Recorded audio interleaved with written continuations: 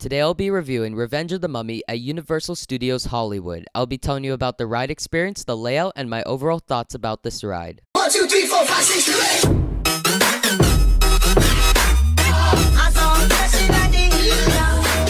Alright guys, welcome back to another video. If you're new here and roller coasters are what you're into, then please consider subscribing for content all about roller coasters. Please note that these reviews that I have from this trip will be in order of when I ride them. So Revenge of the Mummy has 3 variants. They're in Florida, Hollywood, and Singapore.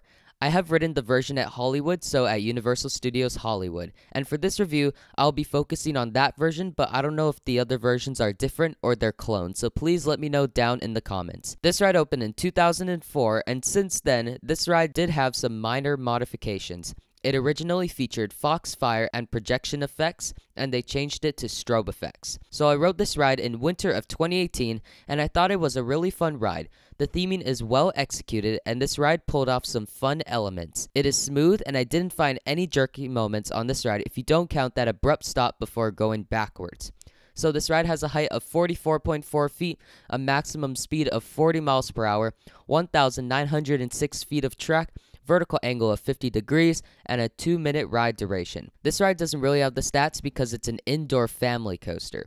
So this ride is in the lower lot, and let me tell you, this ride looks much nicer in the building than outside the building. This ride does not have bins on the on-ride platform, but there are storage pouches for your phone and other small items. But big items like backpacks have to go in a locker. What I did not like about this ride was how long the line is. On the day I went, it was well over 2 hours, and while there is a single rider line, my GP friend didn't want to go on the ride alone. The queue outside is decently themed with some bushes here and there, but inside the building is very well themed. There's even some interactions in the queue. The station itself is really nice, but I noticed that they overemphasized the ride. There are some signs saying, "Warning, high-speed roller coaster ride with sudden acceleration, drops, and backwards motion." Even right before you get into the station, it shows like a rider cam POV, and they made it look like it was terrifying. Even so, that in my on-ride photo, I was the only one that had my hands up and didn't look terrified. It was probably the most depressing on-ride photo I've ever seen. So the station does look really nice. The trains look good too. I heard that when I went, the ride ran 4 trains, and the trains have the same arrangement as hang time, so 4 across and 4 rows. I think it's a little odd that a Premier Rides launch coaster has 4 across seating. However, I did see most of the trains get stacked on the brake run, but that might be because of the block system. When I first looked at the trains, the lap bar looks pretty uncomfortable, but it's actually very comfortable. The storage pouch is right under the lap bar, and there are shin guards below the lap bar, but here's the thing.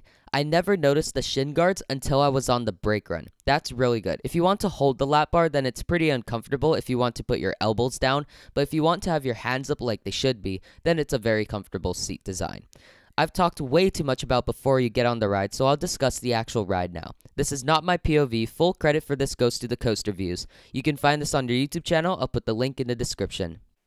Alright, so you roll out of your station and go into your dark ride section of the ride. This section of the ride is very well themed and very well executed. There is literally mummy theming everywhere. And then you get to the screen, and the screen is actually more detailed than what the POVs make it out to be. After going through the dark ride section, then you get to your first launch. The launch is pretty short, but then after the launch you go into your bunny hop and then a turn, and most of the first half of this ride is just bank turns, airtime hills, S-turns, and just variants of that. And you're basically in the dark in the first half. There is some mummy theming that flies at you, but most of it is in the dark though. But then after a straight section, a jump, and a lateral turn to the left, then you go into one of the most abrupt stops ever, and then there's some cool theming that goes around your legs, and then you go into your backwards section of the ride. And the backwards section of this ride is mostly just airtime hills and wave turns. You probably get more airtime in the second half of the ride, but it's not really that long either. And then after this turn right here, then you go back, you slow down, and then you go into the turntable. This is the last element of the ride, and after the turntable, you go into the station. So it's pretty disappointing, but it's the end of the ride.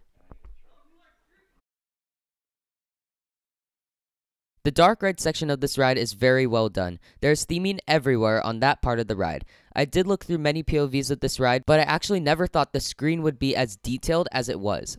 The launch on Revenge of the Mummy is about as forceful as now called Incredicoaster, so it's not too forceful, but then again, I wrote Accelerator.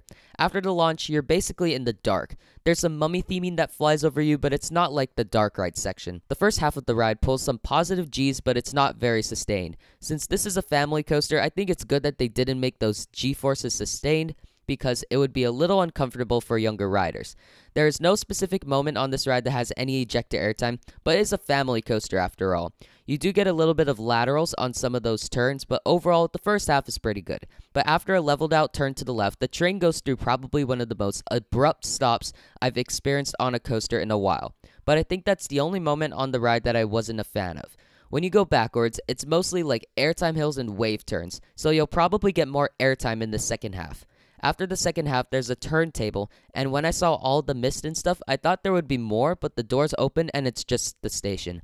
I think they shouldn't have made it as climactic as they did, but that being said, the turntable is a cool touch. From what I hear, Revenge of the Mummy at Hollywood didn't have as much space to work with as the ones in Florida and Singapore, so I guess that's why I did think this ride was pretty short. On RCDB, it says that it was 2 minutes, but most of that is probably the dark ride section, not the actual ride. So overall, I really like this ride. It has a smooth, fun layout with a good launch and a backwards section. I just think Universal Studios should build another coaster to attract more people to that one, because this ride had such a long line when I went, because this is the only major coaster at Universal.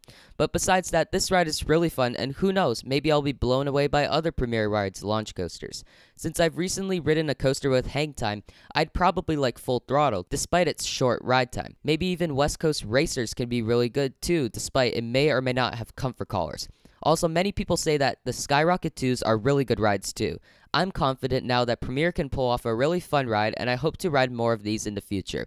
So that is my review of Revenge of the Mummy at Universal Studios Hollywood. Let me know down in the comments what are your thoughts on this ride. If you enjoyed this video, then please leave a like. I really appreciate it. And if you're new here and roller coasters are what you're into, then please consider subscribing for content all about roller coasters. Thank you so much for watching. I'll see you next time.